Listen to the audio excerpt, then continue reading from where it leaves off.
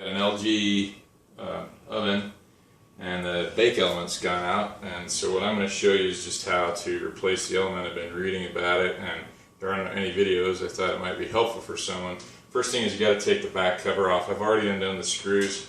There's just screws running all the way around the outside. They're really easy to see, and you're going to remove this back panel, and then there's a test that you can perform to see, first of all, if the element is functioning. Turn on the oven, get a rag and get it wet, and then just stick it inside the oven down on the bottom, because this particular oven, the reason why it's so tricky is the bake element is hidden, it's internal.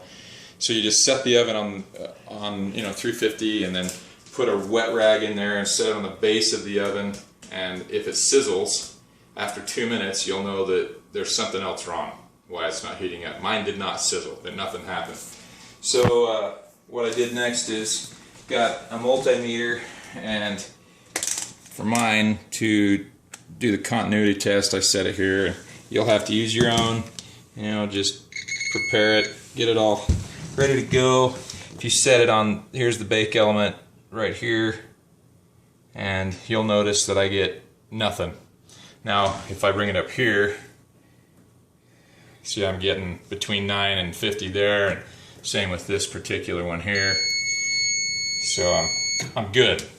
I can tell right now, just using my multimeter, that this particular part is bad. Now the weird thing is, I read about it, is that because this is internal, you actually have to cut this plate out to get the element out. So the first thing that you want to do is you have to undo these 2 screws here.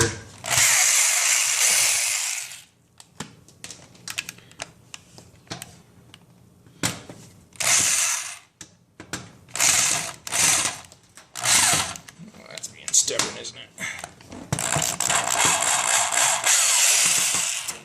There we go. And these screws are all the same. I've just been keeping a magnetic tray, and this thing has got to pop loose. Alright, so I had to pause for a minute. It looks like there's another screw right here. Looks like the ground screw is there.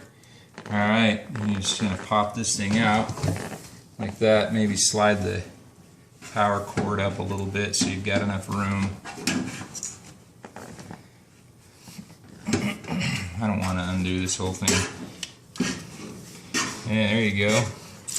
Okay, then I just got a pair of dikes, and you can see along here there's these little holes that are drilled, and there's a tiny little piece of metal in between. You have to clip each one of those, so you're just coming in here like this and just clipping them like so, and that's gonna help us so we can get this thing out.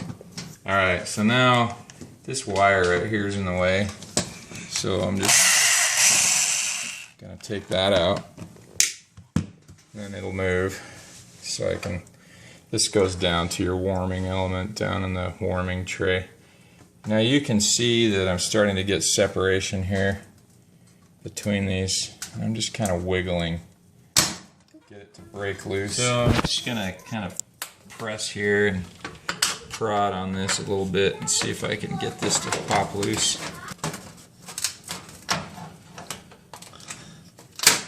There we go. Just got to get enough force up in there, looks like, to break that seam.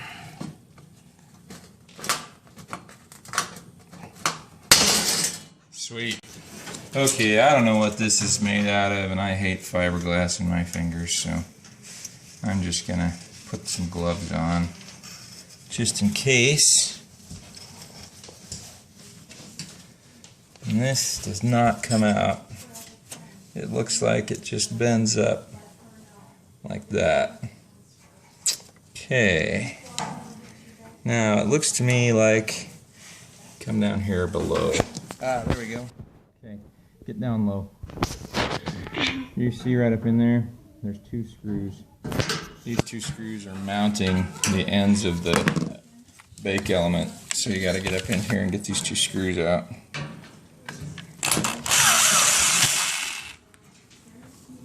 Okay. Okay, so those two tabs right there bend up just like that. And I'll bet it slides out now. Easy peasy. Okay, just gonna carefully pull this guy out. Get too carried away. Gotta get these wires out of the way.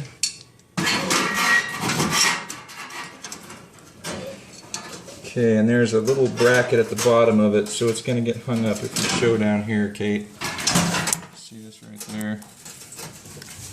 It's just catching.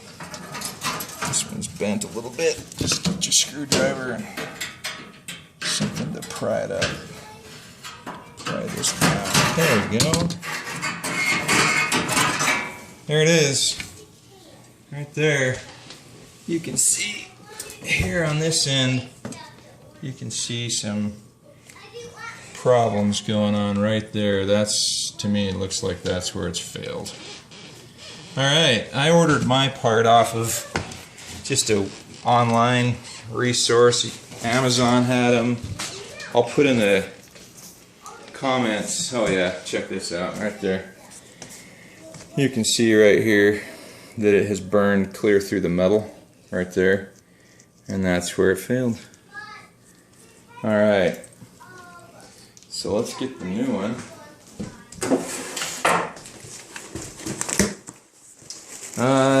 When I looked around, they were about $65 for a new one. Like I said, I'll put the part number on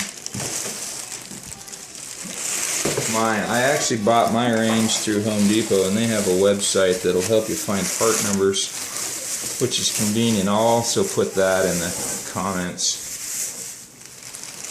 Okay.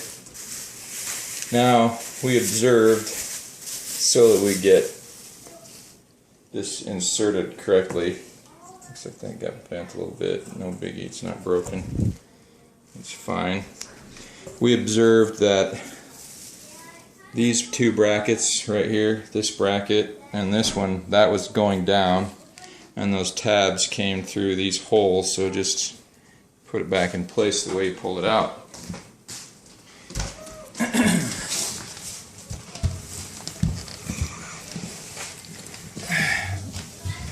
And it seemed like it was easier with that wire coming to this side. Looks to me like I'm gonna have to do a little creative manipulation to get that up inside of there, because that is just a hair. There we go. Okay, what I found was, in order to get this in, I had to push the top part up here, up inside first, and then I could start working to get these. All of the kinds put by tug.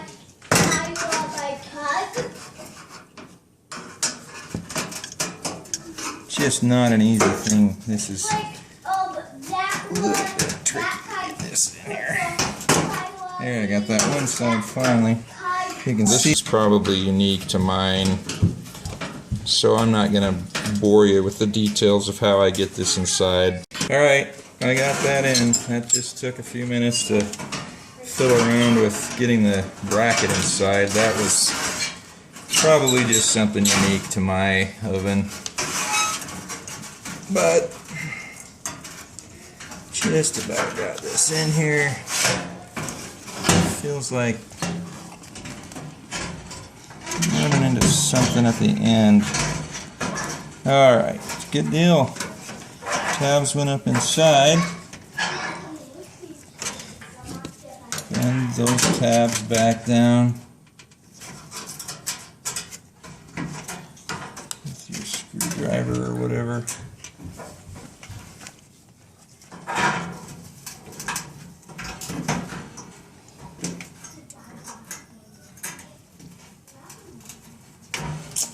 Okay, now I'm gonna put those back in. Now we're just buttoning things back up again.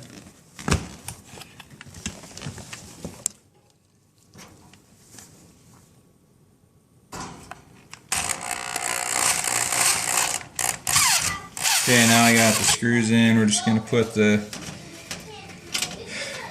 insulation back down. Get it all into place. Okay, now what we've got to do is put that plate back over. And so my understanding is if you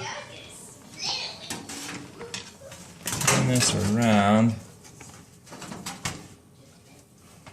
you can see that there are 2 screw holes right there. So what I'm doing is, originally when this came out with this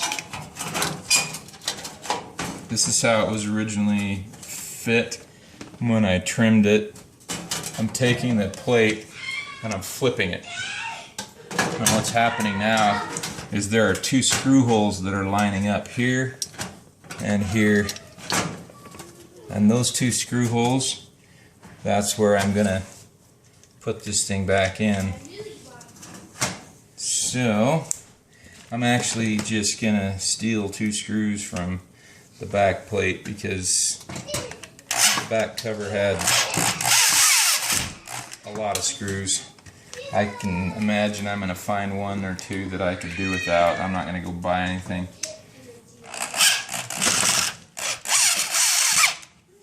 There we go. It's screwed back into place. Now we gotta reattach this bracket here.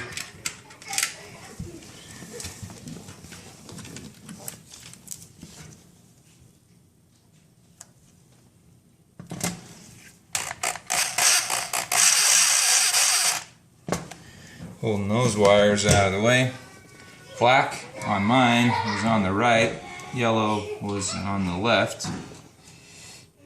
And then we got to reattach the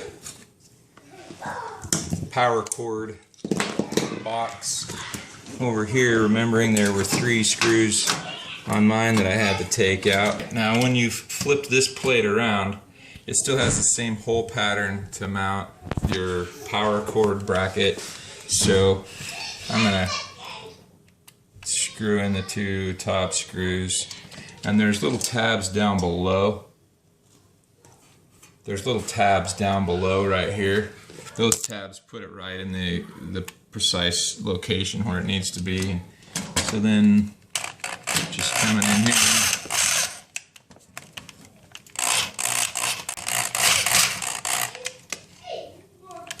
might have to get this started.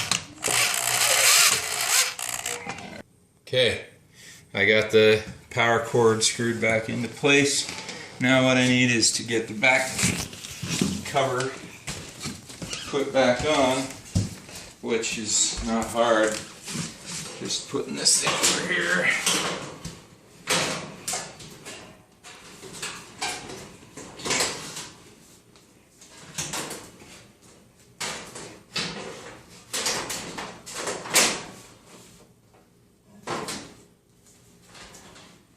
Let's see, I gotta go further. There we go. So you can see these other screws line up over these holes right here. I'll show you where that screws in.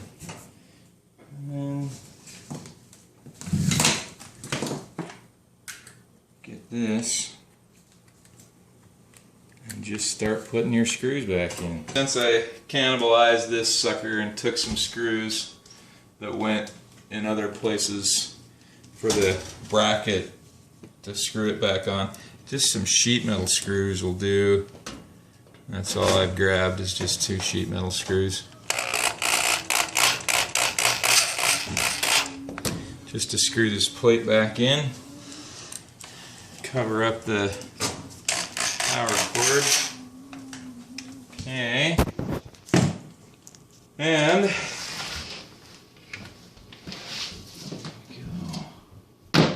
there we go.